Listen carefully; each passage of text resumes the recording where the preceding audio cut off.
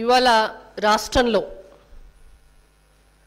ఎక్కడ చూసినా కూడా కనిపిస్తున్నటువంటి అంశం టిఆర్ఎస్ పార్టీ ఎమ్మెల్యేలు మంత్రులు ఎంపీలుగా ఉన్నటువంటి వారిలో కొంతమంది పారిశ్రామికవేత్తల ఆస్తులపైన వారు అక్రమంగా ప్రజల్ని దోపిడీ చేసి వారు సంపాదించినటువంటి ఆస్తికి ప్రభుత్వానికి లెక్కలు చెప్పకుండా దాచుకున్నటువంటి నల్ల డబ్బును వెలికి తీయాలనేటువంటి ఉద్దేశంతో ప్రభుత్వ రంగ సంస్థలు అది ఈడీ కావచ్చు ఐటీ దాడులు కావచ్చు ఒక దిక్కు జరుగుతున్నాయి.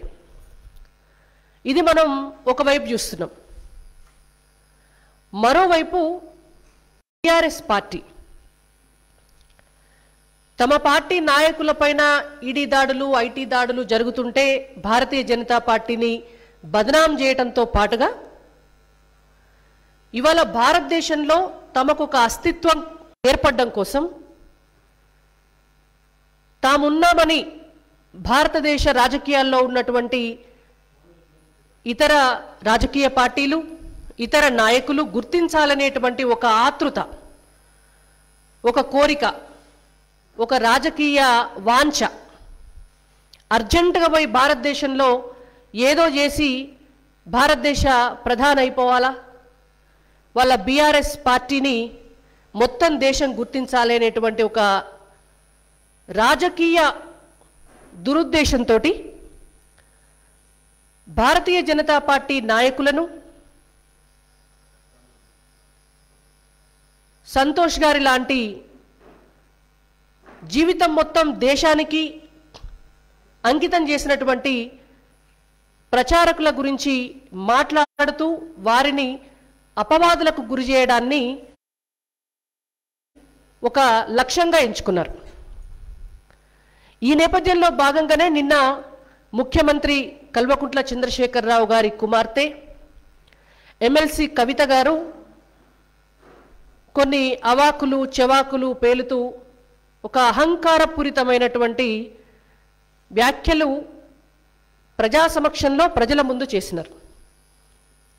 అది బిఎల్ సంతోష్ గారి గురించి, నరేంద్ర మోడీ గారి గురించి, మా పార్టీ అధ్యక్షులు రాష్ట్ర అధ్యక్షులు బండి సంజయ్ గారి గురించి, దేశ ప్రధాని నరేంద్ర మోడీ గారి గురించి.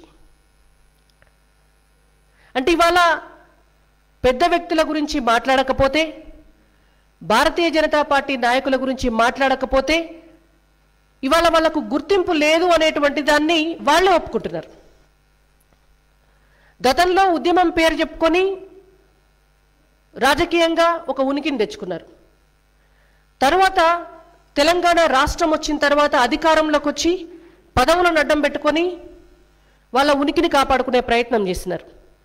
ఇవాళ వాళ్ళు చెప్పేటటువంటి అబద్ధాలు, వాళ్ళు చేసినటువంటి మోసాలు ఇవన్నీ కూడా ప్రజలకు అర్థమై తెలంగాణ రాష్ట్రంలో ప్రత్యామ్నాయంగా బీజేపీని చూస్తూ టిఆర్ఎస్ పార్టీని ఎక్కడైనా బొందబెట్టాలని చెప్పి చూస్తున్నటువంటి తెలంగాణ ప్రజల దగ్గర మరోసారి వాళ్ళ ఉనికిని కాపాడుకోవడం కోసం జాతీయ స్థాయిలో జాతీయ రాజకీయాల్లోకి వెళ్ళడం కోసం మాత్రమే ఇట్లాంటి ఆరోపణలు చేస్తున్నారు అనేటువంటిది ప్రజలు గమనిస్తున్నారు. నిన్న కవిత గారు చాలా చిత్రంగా విచిత్రమైనటువంటి మాటలు మాట్లాడినారు. మాకు కూడా నవ్వొచ్చింది. మాకే కాదు, తెలంగాణ రాష్ట్రంలో ఉన్నటువంటి ప్రజలందరికీ కూడా నవ్వొచ్చింది. ఒక 2 సెంటెన్సెస్ కూడా చెప్పినారు మాట్లాడుతూ రామ్ రామ్ జప్నా పరాయి లీడర్ అప్నా అనేటువంటి సిద్ధాంతం తప్ప భారతీయ జనతా పార్టీకి ఇంకో సిద్ధాంతం ఎక్కడిది అని. అంటే ఎవరైనా చూస్తే కూడా నవ్వుతారు. ఇవాళ కవిత గారి గురువింద గింజ సామెత, గురువింద గింజ తన నలుపెరగదని ఇదే కవిత గారు కొండగట్టు ఆంజనేయ స్వామి టెంపుల్లో కూర్చొని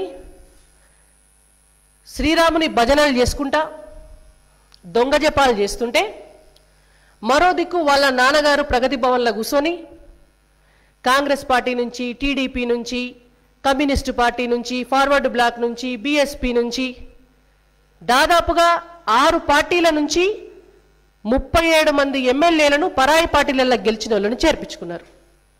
మరి అలా మీరు చెప్పినటువంటి సామెత మీ నాన్నగారు అధ్యక్షులుగా ఉన్నటువంటి, మీరు ఎమ్మెల్సీగా ఉన్నటువంటి టీఆర్ఎస్ పార్టీకి వర్తిస్తుందా?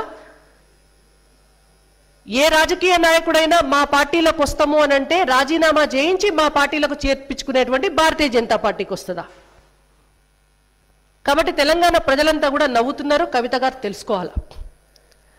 ఇవాళ శ్రీరాముణ్ణి హేళన చేస్తూ,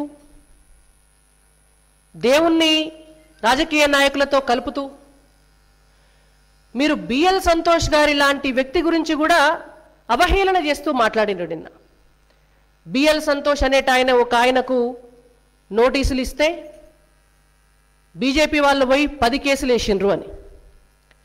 అసలు బిఎల్ సంతోష్ గారి గురించి మాట్లాడే అర్హత ఇవాళ కవిత గారికి కానీ, వారి నాన్నగారు కేసీఆర్ గారికి కానీ, వాళ్ళ అన్న కేటీఆర్ గారికి కానీ, వాళ్ళ బావ హరీష్ రావు గారికి కానీ, ఇంకా వాళ్ళకేమన్నా తోక సుట్టం ఈక సుట్టం ఉంటే వాళ్లకు కానీ, లేకపోతే టీఆర్ఎస్ పార్టీ నాయకులకు కానీ ఉందా అని మేము అడుగుతున్నాం.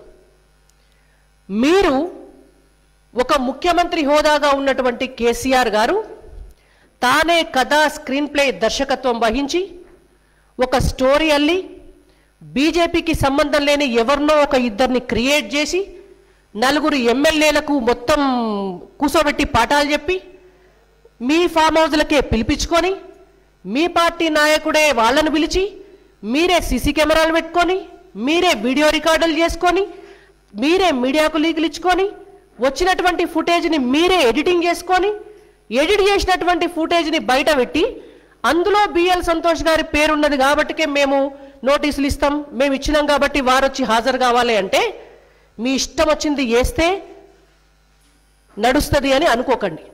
ఇవాళ చట్టం తన పని తాను చేసుకపోతుంది. బిఎల్ సంతోష్ గారు వస్తారా రారా వారి తరపునటువంటి న్యాయవాదులు చూస్తారు. కానీ మీరు ఒకటి గుర్తుపెట్టుకోవాలా, బిఎల్ సంతోష్ గారు సంఘ ప్రచారకులుగా తన జీవితం మొత్తం తనకి వాళ్ళ కుటుంబం లేదు, తనకి వాళ్ళ భార్యా పిల్లలు లేరు, తనకేమి ఆస్తిపాస్తులు లేవు, తానెన్నడూ ఎమ్మెల్యే కావాలనుకోలేదు, ఎంపీ కావాలనుకోలేదు, రాజకీయ హోదా కావాలనుకోలేదు. కేవలం దేశం కోసం, ధర్మం కోసం, సంఘం కోసం, సమాజం కోసం, ఈ దేశంలో ధర్మాన్ని కాపాడాలనేటువంటి ఒక ఆర్ఎస్ఎస్ లక్ష్యం కోసం జీవితకాలం పనిచేస్తున్నటువంటి ప్రచారక్ వారు. ఇవాళ వారి గురించి మాట్లాడే అర్హత మీకు ఎక్కడిది అని నేను అడుగుతున్నా. ఇవాళ కేసీఆర్ గారికి అర్హత ఉందా? వారి కుటుంబ సభ్యులకు అర్హత ఉందా? ఇంకో మాట కూడా మాట్లాడినారు వారు.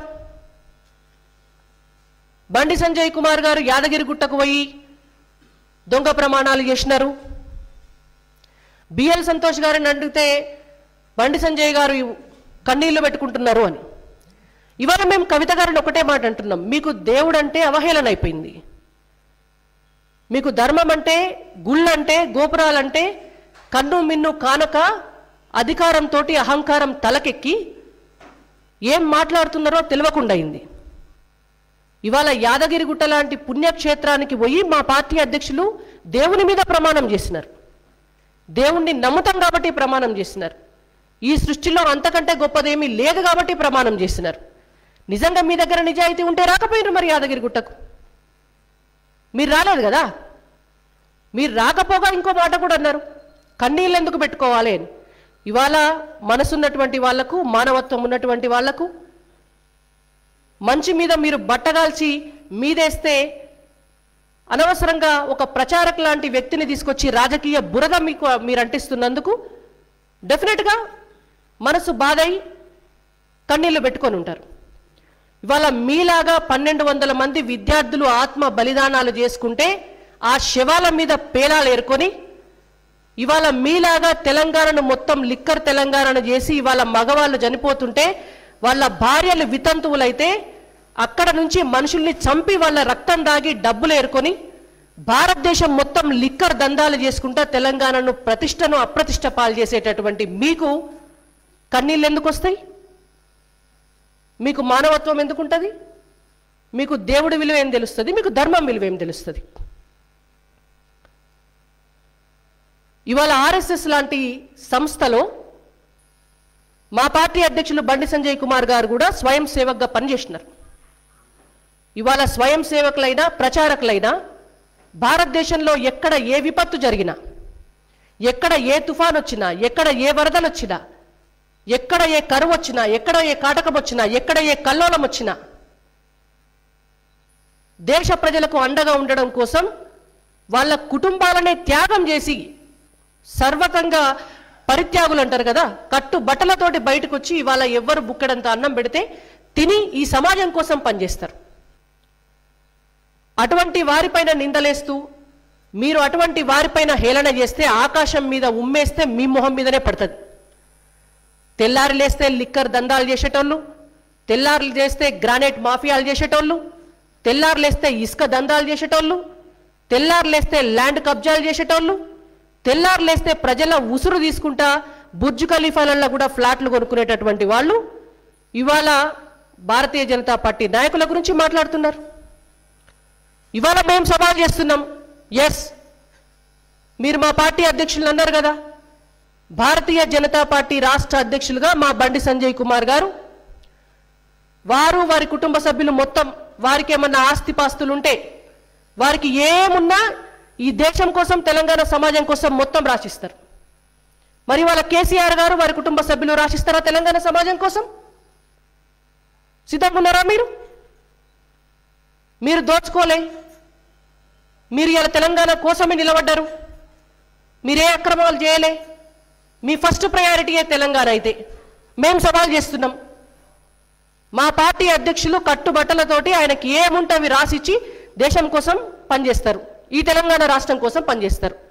టీఆర్ఎస్ పార్టీ అధ్యక్షులు కేసీఆర్ గారు వారి కుటుంబ సభ్యులు మొత్తం వారికి ఉన్న ఆస్తిపాస్తులన్నీ కూడా రాసిచ్చి తెలంగాణ సమాజం కోసం పనిచేస్తారా చెప్పుండ్రి, మేమే మీకు పాలాభిషేకం చేస్తాం.